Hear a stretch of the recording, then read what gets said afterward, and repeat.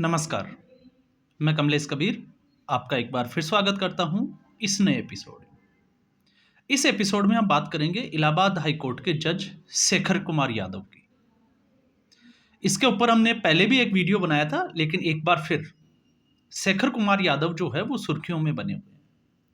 और इस बार सुर्खियों में बने हुए हैं क्योंकि उन्होंने जो चिट्ठी लिखी इलाहाबाद हाई कोर्ट के चीफ जस्टिस को, वो लीक हुई।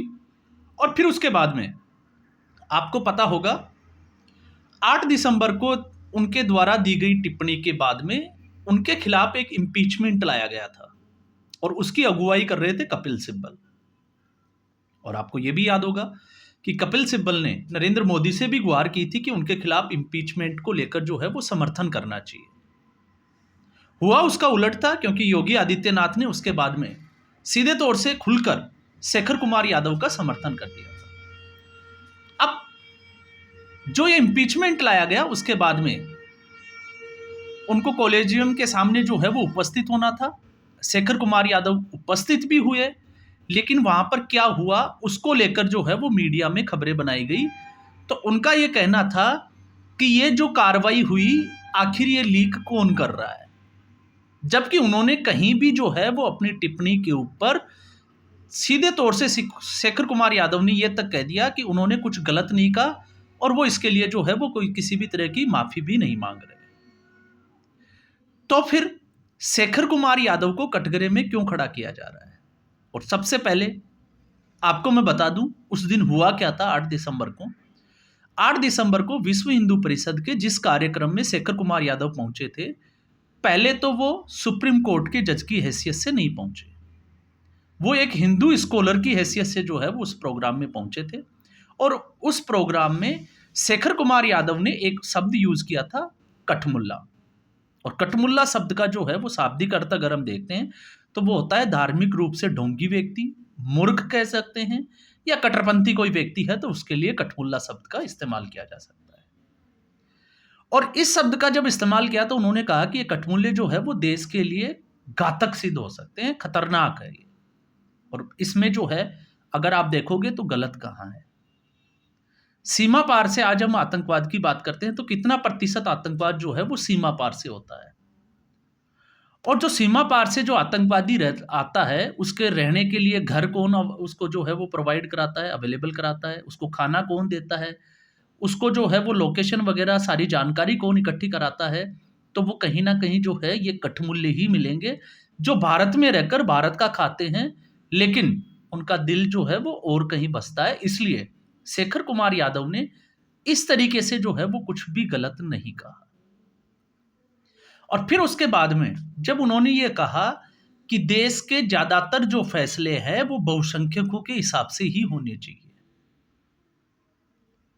तो जब शेखर कुमार यादव ने बहुसंख्यक की जो है वो बात की, मेजोरिटी की बात की, तो आप हमें यह समझने की जरूरत है कि आज भी अगर आप देख लीजिए संसद में कोई एक्ट जो है, कोई बिल लाया जाता है, उसको कानून बनाने के लिए बहुमत की जरूरत होती है। तो फैसला किसके आधार पे होता है? बहुमत के आधार पे। सुप्रीम कोर्ट में अगर 5 जजों की बेंच बैठती है, 3 जजों की बेंच बैठती है, या हाई कोर्ट में 3 जजों की बेंच बैठती है, तो फैसला जो है वो किसके आधार पे दिया जाता है? बहुमत के आधार पे। तो जब ऐसी कानून व्यवस्था में जिस कोर्ट में वो बैठे हैं और जो इसकी सुनवाई कर रहे हैं, अगर वहां पर बहुमत के आधार पे फैसला होता है तो फिर इस देश में क्यों नहीं होना चाहिए? ये जो है वो बड़ा सवाल खड़ा करता है। और तीसरा, इसके साथ में जब उन्होंने जो है वो बहुसंख्यक की बात की, तो इस देश में जो है वो आबादी के हिसाब से अगर हम देखेंगे तो यहां पर हिंदू जो है वो बहुसंख्यक है, लेकिन इसके साथ में हमें यह भी समझना पड़ेगा कि जब हम बहुसंख्यक की बात करते हैं तो बहुसंख्यकों के हिसाब से हिंदू जो आबादी थी उसने जो भी अंधविश्वास था, या इसको हम अंधविश्वास नहीं कह के अगर कुरीतियां बोलते हैं, तो कुरीतियों को जो है वो सुधारने का काम किया, चाहे फिर वो सती प्रथा हो, बाल विवाह हो, या फिर जैसे जो है वो लड़कियों की शिक्षा को लेकर हो, तो वो तमाम तरह की जो कुरीतियां थी उनमें सुधार लाने का काम हिंदू धर्म ने किया और समय समय पे किया है।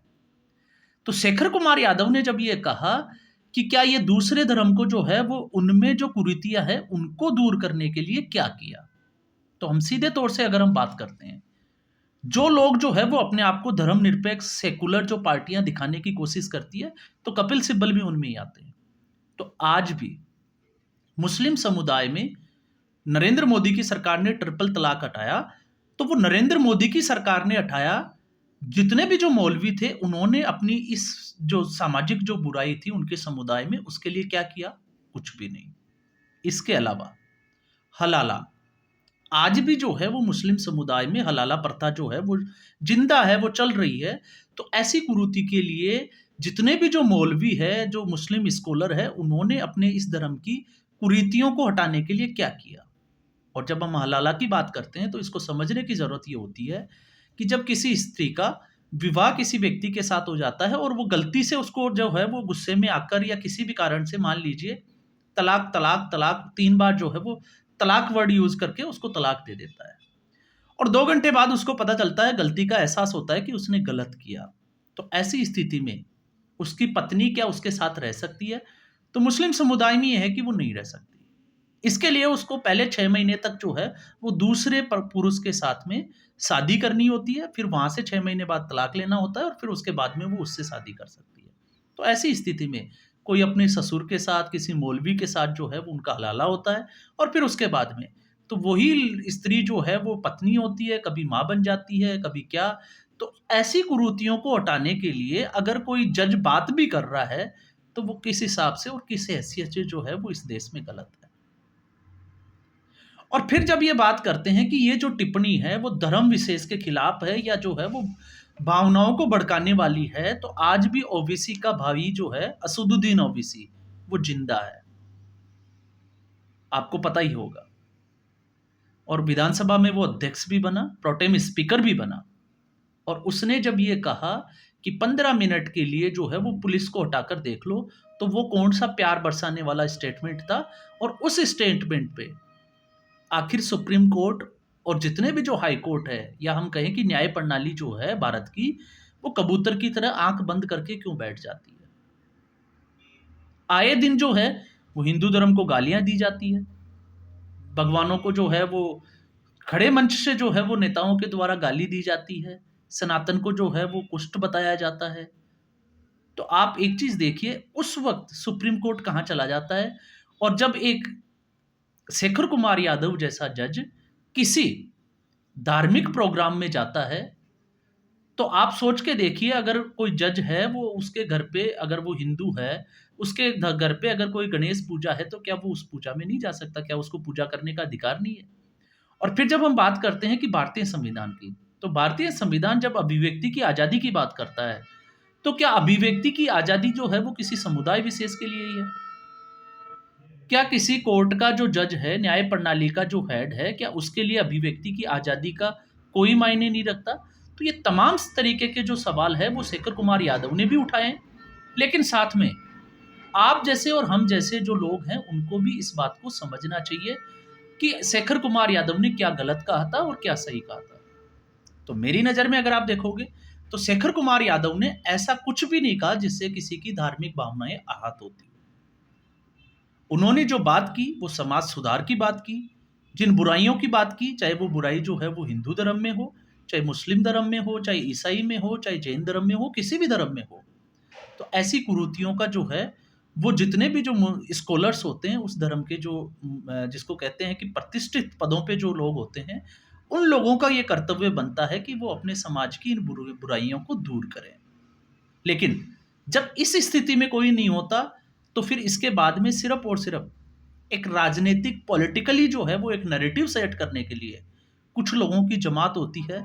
और आज भी वो जमात, जब हम बात करते हैं तो कहते हैं, आपको पता भी होगा कि सरकार किसी की भी हो, सिस्टम हमारा होगा। तो आज भी अगर हम देखें तो जिस न्याय प्रणाली की, जिस न्याय व्यवस्था की हम बात करते हैं, उस पर भी कुछ लोगों का जो है वो कब्जा है और वो आज भी जो है वो उसी तरीके से चल रहा है।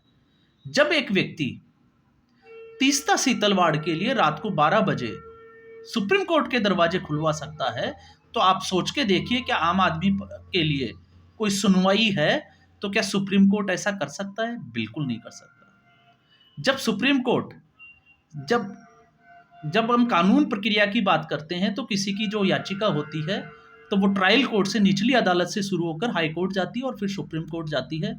लेकिन आज भी जो भ्रष्टाचारी राजनेता है, जो करोड़ों रुपए का भ्रष्टाचार करते हैं, उनके लिए सुप्रीम कोर्ट के लिए जो है वो दरवाजे खुले होते हैं, वो सीधे तौर से सुप्रीम कोर्ट पहुंच जाते हैं या हाई कोर्ट पहुंच जाते हैं।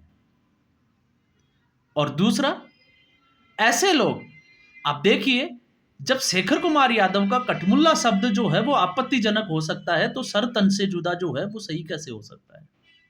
लेकिन जब सर तन से जुदा की बात आती है, तो फिर यही सुप्रीम कोर्ट और हाई कोर्ट जो है वो आंख बंद करके बैठ जाता है, क्योंकि फिर यहाँ पर ये धर्म विशेष की बात आ जाती है और फिर धर्म निरपेक्षता जो है वो उनके बीच में आ जाती है।